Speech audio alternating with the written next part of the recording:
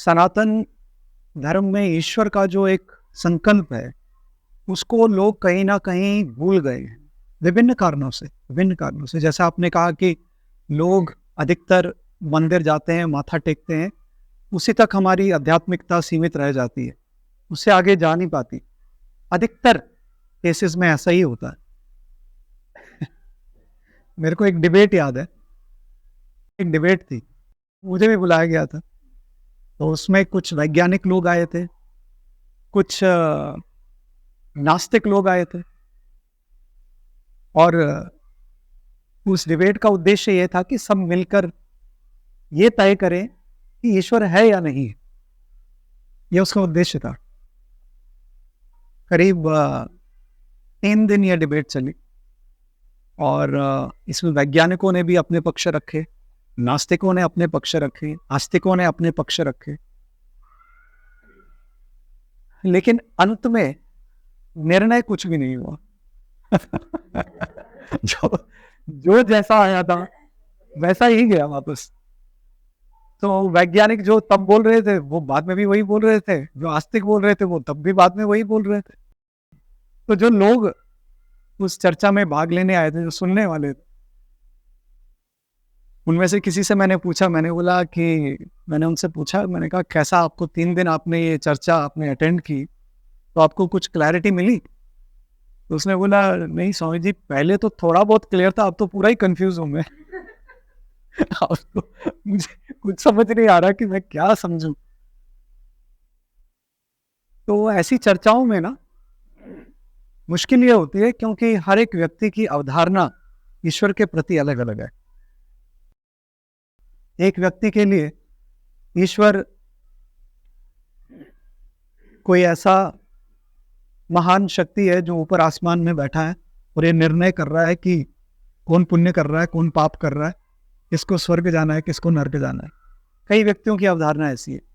कई व्यक्तियों की अवधारणा यह है कि ईश्वर अगर कोई है तो सिर्फ एक चतुर्भुज रूप में ऊपर किसी शैया पे बैठे हैं क्षीर सागर में, यही ईश्वर है और कोई ईश्वर नहीं है।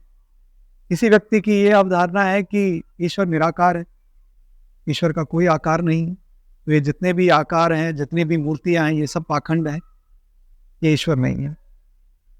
और अगर आप वैज्ञानिकों से पूछेंगे, वैज्ञानिकों को प्रमाण चाहिए। विज्ञान में प्रमाण बहुत ही परम आवश्यक है। आप विज्ञान में आप प्रमाण के बिना कोई बात नहीं कर सकते। आप ये नहीं कह सकते कि ईश्वर है, क्यों है? क्योंकि मैं मानता हूं। अरे आप मानिए, अपने घर में बैठ के मान, ईश्वर का उससे क्या लेना देना है? विज्ञान में विश्वास नहीं है, विज्ञान में प्रमाण आवश्यक है, प्रूफ। तो ये जो डिबेट की मैं आपसे बात कर रहा था, इसमें भी जब वैज्ञानिकों ने अपने पक्ष रखे तो उन्होंने बोला कोई प्रूफ बताइए। प्रॉब्लम क्या होती है, क्योंकि हर एक व्यक्ति की ईश्वर की अवधारणा अलग है। जब इन्होंने पूछा कि आप प्रूफ बताइए, तो आस्तिकों ने जो प्रूफ दिए, जो आस्तिकों ने प्रमाण दिए, वो विज्ञान को कतई मंजूर नहीं है। मैं डिटेल में नहीं जाऊंगा, वो तो बहुत बड़ी एक चर्चा थी। मैं आपको एक सारांश बता रहा हूं।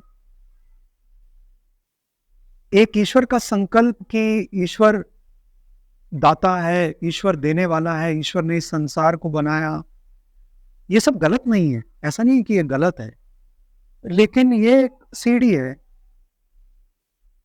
प्रारंभ में ये सब अवधारणा ठीक है, लेकिन एक स्टेज के बाद आपको थोड़ा और डीप जाना पड़ता है कि ईश्वर है क्या। अब दूसरी मुश्किल ये आती है कि ये ईश्वर जिसको आप बोलते हैं कि ये सनातन धर्म में ये ईश्वर है, ये बाकी मजहब या बाकी मतों को मंजूर नहीं होगा।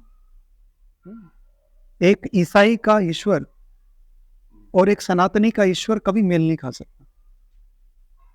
अब इसको आप दुर्भाग्य कहो या सौभाग्य कहो, वो आप तक है, नहीं मेल खाएगा। क्योंकि सनातन में ईश्वर दाता भी है, ईश्वर इस सृष्टि का रचयिता भी है, ईश्वर साकार भी है, इतना ही नहीं, ईश्वर निराकार भी है। अब यहाँ पे वो पीछे हट जाएंगे, ईसाई धर्म पीछे हट जाएगा। और अगर आप मुस्लिम धर्म पे आ जाए, मुस्लिम धर्म भी सनातन के ईश्वर से मेल नहीं खाएगा, क्योंकि वहां साकार और मूर्ति का तो बिल्कुल विरोध है। उनके लिए तो निराकार ही है, साकार को वो बिल्कुल नहीं मानेंगे। आपके मूर्ति पूजन पे वो हाँ प्रतिबंध है नहीं, वो तरह तरह के मजाक उड़ाएंगे, तरह तरह की बातें करते हैं। तो आप ईश्वर को समझ भी लेंगे, सनातन के ईश्वर को, फिर भी पूरे विश्व में जो सबको मंजूर हो, जो सबको एक जैसा ठीक लगे, ऐसा ईश्वर है ही नहीं। इस संसार में है ही नहीं ऐसा ईश्वर।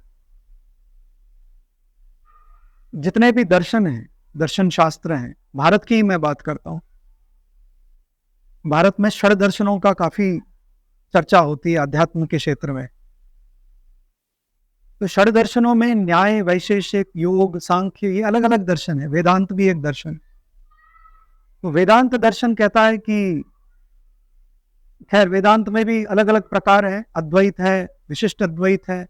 हर व्यक्ति, हर दर्शन की अपनी अपनी अलग व्याख्या है। अद्वैत वेदांत कहेगा कि निराकार है, और अद्वैत वेदांत ये भी कहेगा कि साकार भी है। लेकिन साकार किसके लिए है? जो अज्ञानी है। विशिष्ट अद्वैत ये नहीं मानेगा, विशिष्ट अद्वैत कहेगा कि नहीं, साकार ही है। न्याय वैशेषिक की जो अवधारणा ईश्वर की, वो इनसे बिल्कुल भिन्न है। और कुछ दर्शनों में, तो मैं यहाँ के भारत के दर्शनों की बात कर रहा हूं, पाश्चात्य के नहीं। कुछ दर्शनों में, जैसे योग में, उसमें ईश्वर का संकल्प बिल्कुल ही अलग है। वो वैसा है ही नहीं जैसा बाकी जगह पे है। इसीलिए सांख्य और अद्वैत में हमेशा एक मुठभेड़ रही है। इसी तरह बौद्ध धर्म में और अद्वैत में बहुत मुठभेड़ रही है अध्यात्म के क्षेत्र में। लेकिन हमने किसी का अपमान नहीं किया। हमने ये नहीं कहा कि जो हमारी बात नहीं मान रहा उसको मार दो, उसका सिर धड़ से अलग कर दो, ऐसी बात हमारे यहां नहीं है। लेकिन जब आप अब्राहमिक मतों की तरफ जाते हैं, तो वहां जो ईश्वर की अवधारणा है, उनको नहीं मानने वाला वो अधर्मी और जीने योग्य नहीं है, ऐसी बातें की जाती हैं। तो इसी कारण आप देखेंगे पूरे विश्व में बहुत दुर्भाग्यवश पिछले 200 सालों में, 500 सालों में, 1000 सालों में अधिक से अधिक जो खून खराबा हुआ है, जो मृत्यु हुई है, वो धर्म के नाम पे हुई है। और आज भी, चाहे आप अफगानिस्तान की बात कर लो, चाहे ये हमस की बात कर लो, ये जो इजराइल में चल रहा है, आप जो भी देख लो, अधिकतर जो चल रहा है वो धर्म के नाम पे। धर्म का जो मूल विषय था वो था लोगों को जोड़ना। धर्म का मूल विषय था लोगों को सत्य की तरफ ले जाना। लेकिन वो बिल्कुल उल्टा हो गया, क्योंकि हमने ना धर्म को समझा ना ईश्वर को समझा। मत और मजहब को हमने धर्म मान लिया। जो वास्तव धर्म है वो हमने नहीं समझा, हमने मत और मजहब को धर्म माना। ऐसे है कि अगर यार हम लोग 50 लोग 60 लोग हैं, आप ईश्वर के बारे में एक चीज कहते हैं, आपने एक मजहब बना लिया, एक मत बना लिया, इन्होंने एक मत बना लिया, इन्होंने एक मत बना लिया, और फिर आपस में लड़के खून खराबा हो रहा है। मैं ये क्यों बोल रहा हूं ये सब? क्योंकि प्रैक्टिकली इस समय विश्व को ईश्वर से अधिक, धार्मिकता से अधिक इंसानियत की आवश्यकता है। अम्मा की हम बात कर रहे थे, जो मेरी गुरु भी हैं, मेरे मित्र भी हैं। उनका दर्शन, उनका जो देखने का एक नजरिया है, दर्शन मतलब एक देखने का नजरिया है ना, एक दृष्टिकोण। दर्शन मतलब एक दृष्टिकोण। अम्मा से किसी ने पूछा था, अम्मा आपका धर्म क्या है? तो अम्मा ने बहुत प्यारी बात कही। अम्मा ने कहा, मेरा धर्म एक ही है, मेरा प्रेम ही मेरा धर्म है। Love is my religion. अब प्रेम ऐसी चीज है जो हर मत, हर मजहब को स्वीकार्य है। कोई मुस्लिम हो, चाहे ईसाई हो, चाहे हिंदू हो, सिख हो, सब प्रेम को मानते हैं। प्रेम से कोई ये नहीं कहेगा कि मैं प्रेम को नहीं मानता, क्योंकि सबको अनुभव है अपने अपने जीवन में। चाहे एक छोटे स्केल पे ही हो, चाहे परिवार का प्रेम हो, चाहे एक ग्रुप का प्रेम हो, जो भी है, चाहे देश प्रेम हो, कोई भी है, तो प्रेम सबको स्वीकार्य है। तो आज के संदर्भ में अगर ईश्वर की कोई परिभाषा जो सबको स्वीकार्य हो वो ठीक बैठती है, तो इतनी ही बैठती है कि ईश्वर प्रेम। कौन सा प्रेम? एक निस्वार्थ प्रेम पूरी मानव राशि के लिए। जो निस्वार्थ प्रेम है वही ईश्वर है, उससे बड़ा कुछ है नहीं। क्योंकि द मोमेंट, जिस क्षण आप किसी और ईश्वर की बात करेंगे वो सबको स्वीकार्य नहीं होगा। आपकी निजी जीवन में, आपके पर्सनल लेवल पे आप ईश्वर को किसी भी रूप में मानिए। आप ईश्वर को कृष्ण के रूप में मानिए, देवी के रूप में मानिए, आप ईश्वर को अल्लाह के रूप में मानिए, अल्लाह तो रूप है नहीं, आप इसके जीसस के रूप में मानिए, जो भी मानिए, वो आपकी अपनी पर्सनल एक चॉइस है। लेकिन एक सामूहिक स्तर पे, वैश्विक स्तर पे अगर हम किसी को ईश्वर मान सकते हैं या मानना चाहिए, मेरी समझ में, जो मैं अम्मा से सीखा हूं, जो मैंने अम्मा के आसपास देखा है, मुझे लगता है वो निस्वार्थ प्रेम जो है पूरी मानव राशि के लिए, वही ईश्वर कहलाना चाहिए। क्योंकि अम्मा के पास अब जब देखते हैं, अम्मा पिछले 40, मेरे ख्याल से 40-45 वर्षों से हर दिन लगभग 15 से 20 घंटे अम्मा एक ही जगह बैठ के हजारों लाखों लोगों को अपने गले लगाती। अम्मा का दर्शन देने का एक वो एक स्टाइल है। अम्मा का दर्शन मतलब वैसा होता है, अम्मा गले लगाती हैं, प्रेम से कुछ शब्द कहती हैं, और कभी कभी लोगों के कोई दुख दर्द होते हैं वो पूछती हैं, उनके आंसू साफ करती हैं। अम्मा ऐसे नहीं है कि वहां बैठी हैं और लोग नीचे से जा रहे हैं और अम्मा ऐसे आशीर्वाद दे रही हैं, ऐसा नहीं है। जितने भी लोग अम्मा से मिलने आते हैं, जो भी अपना मन का भार, अपने दुख दर्द लेके आते हैं, अम्मा एक एक व्यक्ति से पर्सनली मिलती हैं, एक एक व्यक्ति से। और कभी कभी 18 घंटे, कभी कभी 20 घंटे, कभी 22 घंटे। कोई और आप जिसको देखते हैं 20 घंटे 22 घंटे बैठ रहा है, कोई बाथरूम ब्रेक नहीं ले रहा है, कोई लंच ब्रेक नहीं हो रही है, कोई टी ब्रेक नहीं हो रही है, एक जगह पे बैठ के सभी लोगों के दुख दर्द सुन रहा है। कोई जोक नहीं सुन रहा है, कोई एंटरटेनमेंट नहीं है। समझ आता है 3 घंटा कोई फिल्म देख रहा हो तो ठीक है, बैठ लेंगे 3 घंटा, क्योंकि एंटरटेनमेंट हो रही है, या क्रिकेट मैच चल रहा है जो अभी हम हार गए, 8-9 घंटे भी बैठ लेंगे, बीच बीच में उठना पड़ेगा फिर भी। लेकिन 20-22 घंटे लोगों के दुख दर्द सुनना, कितने लोगों के दुख दर्द सुनोगे आप? एक का सुन लोगे, 2 का सुन लोगे, 5 के सुनने के बाद हमारे कान पक जाते हैं। आप हर आने वाले के दुख दर्द सुनोगे, सांत्वना भी दोगे और साथ ही साथ उनका एक मार्ग निर्देशन भी करेंगे। तो ये छोटा मोटा काम नहीं है। तो जो अम्मा कर रही हैं, जो उनके आसपास में देखता हूं, क्यों इतने लोग आते हैं, क्यों इतने लोग आकर्षित होते हैं।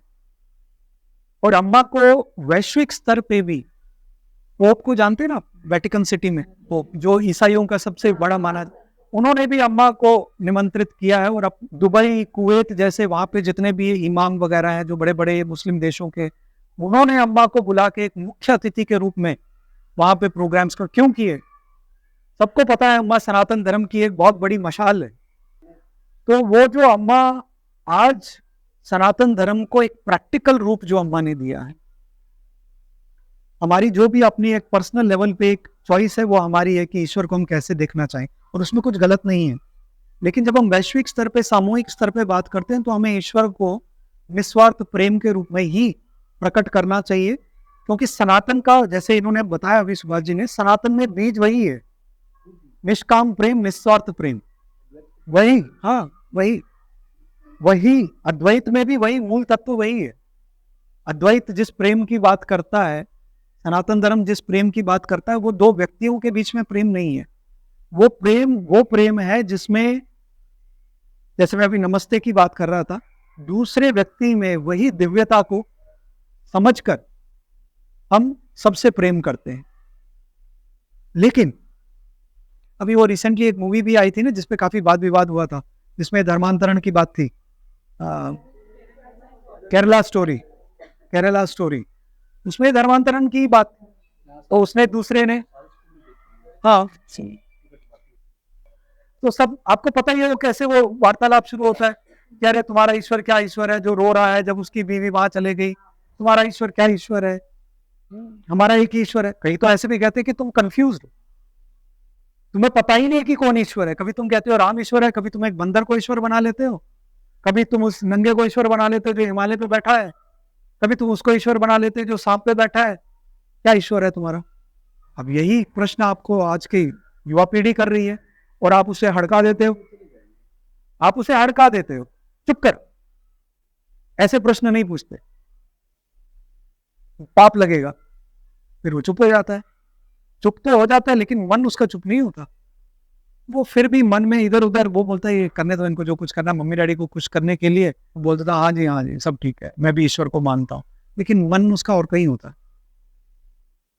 तो हमें भी स्वयं को जब तक ये पता नहीं होगा कि साकार निराकार और साकार में भी इतने विभिन्न रूप, कैसे इस सबको हम समझे, कैसे ही सबको ईश्वर समझे, है ना? क्योंकि हम जब आपसे कोई बच्चा पूछेगा कि ये हाथी के सिर वाला जो ये गणेश है, इसकी पूजा क्यों कर रहे हो, आप कुछ बोल दोगे, तो बोलेगा बंदर की पूजा क्यों कर रहे हो। कई कई मंदिरों में वो चूहे की भी पूजा होती है, सांप की पूजा होती है। अब पाश्चात्य जगत ने तो इस सबको अंधविश्वास बोल दिया, वो तो बोलते हैं snake worshippers, rat worshippers, monkey worshippers, हमें हमें बोलते हैं स्नेक चार्मर्स, बोलते हैं ये सब ये नोमैड्स है, ये अनसिविलाइज्ड पीपल है, ये अनसिविलाइज्ड पीपल है, इनको पता ही नहीं ईश्वर क्या है। और वास्तव में सनातन में जो ईश्वर की अवधारणा है इससे सुंदर कहीं भी नहीं है। ये एक सनातन ही है जो कहता है कि सब में ईश्वर को देखो। वो कहते हैं कि ईश्वर एक है, सनातन ये नहीं कहता ईश्वर एक है, सनातन कहता है केवल ईश्वर है, केवल ईश्वर है, हर आकार में, हर कण कण में, जैसे इन्होंने बोला। आप सोचो वो महान है कि ये महान है, वो अवधारणा महान है कि ये महान है। तो जब हम बंदर की भी बात करते हैं, हम किसी चूहे की बात करते हैं, हम हाथी की बात करते हैं, हम उसमें भी ईश्वर को ही देखते हैं। प्रकृति की पूजा जो करते हैं, देखो प्रकृति ईश्वर का ही रूप है, प्रकृति ईश्वर से भिन्न नहीं है। बाकी अच्छा, इसमें ये बहुत बड़ी अच्छी बात इन्होंने मुझे याद दिलाई, ये जितने भी आप बाहर के और मजहब देखेंगे और मत देखेंगे जो ये मानते हैं कि ईश्वर कहीं और है, जो ये डिसाइड कर रहा है कि हेवन और हेल किसको जाना है, यही बाकी मजहबों की, बाकी अब्राहमिक धर्मों की अवधारणा है ना। ये हमें कहते हैं कि आप पेड़ की पूजा करते हो तो आप अनसिविलाइज्ड हो, लेकिन हम पेड़ की पूजा करते हैं इसलिए करते हैं क्योंकि हमें पता है पेड़ का वैल्यू क्या है।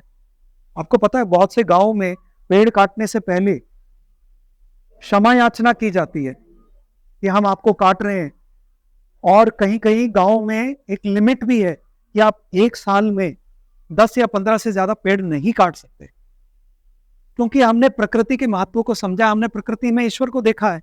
हम पानी में भी, जल में भी गंगा को देवी कहते हैं, गंगा मैया, हम पेड़ में भी ईश्वर को देख रहे हैं। लेकिन कहीं ना कहीं जब हमें भी क्लैरिटी नहीं होती तो फिर हम अपने बच्चों को, अपने युवा पीढ़ियों को भी वो एक अवधारणा दे नहीं पाते ठीक से। ईश्वर क्या है सनातन धर्म में, भगवत गीता में खासकर, एटलीस्ट कम से कम भगवत गीता को हम समझ लें, भगवत गीता को कम से कम, मैं उपनिषद तक नहीं जा रहा, लेकिन अगर भगवत गीता को समझ सके फिर उपनिषद तक भी जा सके तो थोड़ा बहुत जाने का बहुत प्रयास करें। क्योंकि जितने भी बाकी पुराण हैं, जितने भी बाकी हमारे ग्रंथ हैं, उनका मूल भगवत गीता और उपनिषद में। अगर आपने मूल को नहीं समझा और केवल आप सतह तक सीमित रहे तो आप कभी भी उसका जो वास्तविक मार्मिक अर्थ है इन ग्रंथों का आप नहीं समझ पाएंगे। तो अगर हम वैसे समझ लेंगे, अपने बच्चों को भी, अपने युवाओं को बता पाएंगे, तो पहले तो हम युवाओं को अपने से धर्म से जोड़ सकेंगे, सच्चे धर्म से, और सामूहिक स्तर पे हमेशा निस्वार्थ प्रेम और निस्वार्थ सेवा को ही आगे रखें। इसी वजह से अम्मा आज पूरे विश्व में उनको माना जाता है, उनको एक्सेप्ट किया जाता है। अगर अम्मा भी बोलती कि नहीं केवल कृष्ण ही ईश्वर है या केवल देवी ही ईश्वर है, लोग एक्सेप्ट नहीं करते।